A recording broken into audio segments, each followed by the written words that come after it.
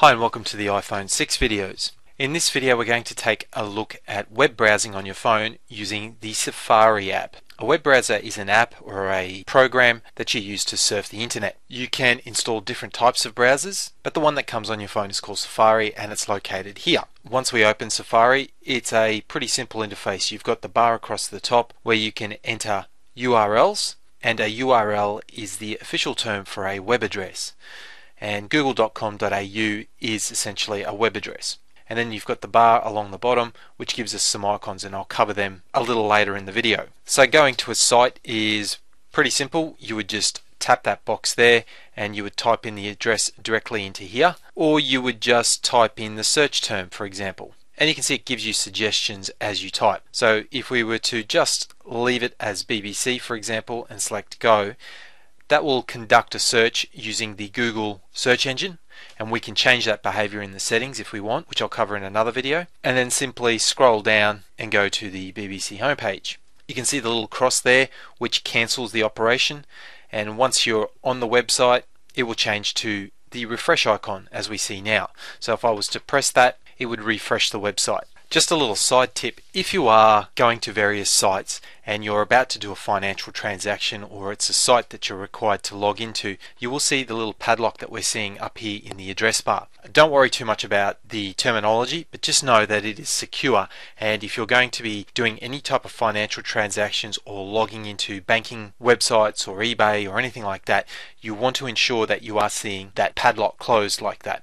Now we're not seeing the padlock on the BBC website because it's just a simple website where you go to get news. You don't need to log in, no secure operations needed. It doesn't mean that the website is unsafe. The padlock is there just to represent the functionality of the website and whether or not that website is a secured website. You'll also note, if you do go to the BBC website regularly, that this is a slightly different view of the website, and if we scroll down you'll see that it just displays the stories one underneath the other, and that's because it's a mobile version of the website. So depending on which site you go to, they typically detect that you're using a mobile device and will serve up a mobile website, which is different to the desktop website. So if you go to the BBC from your computer, you will see the full functioning website, and if you go to the BBC on your phone, you'll see this version of the website.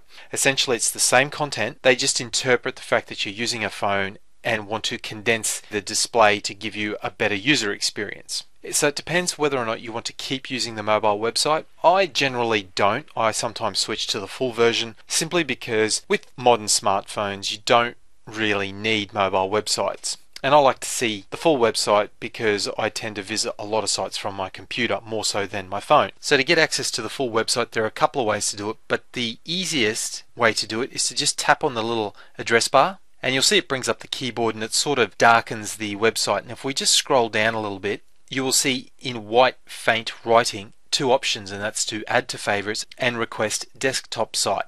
Now if I just tap this, you can see request desktop site, and just above it is add to favorites. So we'll just tap that and it will load the desktop site. Now in this case, selecting that has not loaded the desktop site for whatever reason. So if we want to get the desktop site, you can generally scroll to the very bottom of the website and you will see an option for the desktop site. So if we just tap that, you'll see that it is now starting to load the full site that you would see from a computer. And you can also switch back from the bottom of the site as well. Once you're at the full site, you can zoom in and scroll around like you would normally, which helps you take advantage of the full site. You'll also note when you start moving down the website, or it tends to almost go into a full screen mode, so the address bar from the top is hidden and the icon bar from the bottom is also hidden. To get access to them we just need to scroll back up and you'll see that they reappear.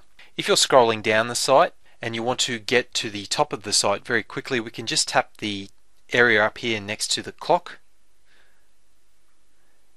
and it will scroll to the very top of the page quickly. You've got the bar down the bottom here, and this icon here is back and this icon is forward, so that's pretty simple. And then you've got the sharing icon. So if we tap that, we've got several options. We can share via AirDrop, and then we can share by any of these methods here. So you might like to share this page via a text message, email, Twitter or Facebook, and then you can tap more to enable and disable or change the order of these sharing activities. You've also got the row down the bottom which allows you to add this page to a bookmark. You can add it to your reading list, which I'll tap so we can have a look later. You can add to your home screen, we'll tap that as well, and then we can just call it BBC homepage and select add, and you can see it puts the BBC homepage on your home screen. So in the future all you need to do is just tap that icon and you'll go directly to that web page.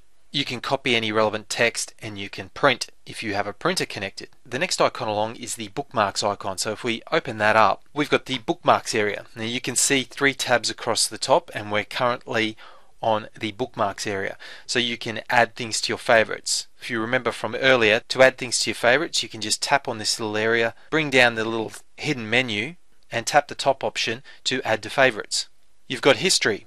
So if we go in there, it just shows you all the pages that you've been to, and you can clear this information by pressing clear, like so, and you can clear the last hour, today, or clear all history. So let's just say we'll clear today. Then you've got the reading list. So in my reading list I've currently got the BBC homepage, and this is just an area that you can store pages that you can come back and read later on. It's just a way to list things that you'd like to read without adding them to your favorites. And then lastly over here we have our shared links. Now this isn't so obvious because what you can do here is subscribe to certain sites, and if they're a WordPress site for example, as they post a new blog article, that article will automatically appear in this list provided you've subscribed to that site.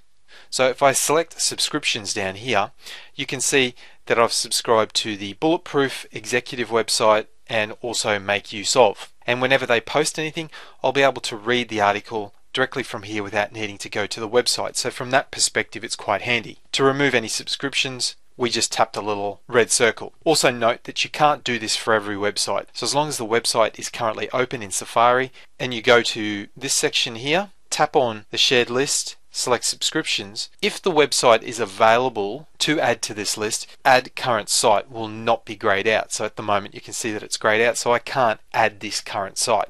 And that's because this function is not available with this website. And then once you're finished here, you can either go back or select done. Lastly, we have this icon in the bottom right, and that just shows us all the pages that we've got open, and we can just scroll through all the different pages. Currently I've got 4 pages open. The more pages you have open, the more memory Safari consumes, but you don't need to worry about it. 4 or 5 pages is not going to be an issue, but if you have 30, 40, 50 pages open, then that is going to be an issue. It could make your phone perform a little slower. To close any pages, you just swipe to the left, and it's really that simple. To add an additional page, you would just press plus and then go to whatever site you'd like to go to. You also have the ability to select private. So if we select private, this will open pages that allow you to browse, but it will not record your history. So it keeps things private. Just in case you've got more than one person using your phone, you can go browse via the private feature and nothing will be recorded, so you don't have to go into your history and clear it out, or any site that you go to will not appear in the site suggestions when you start typing in the address box. To add pages here, you would just press plus and go to any relevant site. And if we tap private again, it gives us access to our normal browsing, and then selecting private goes back into the private area. So that's everything I've got to show you on the Safari web browser.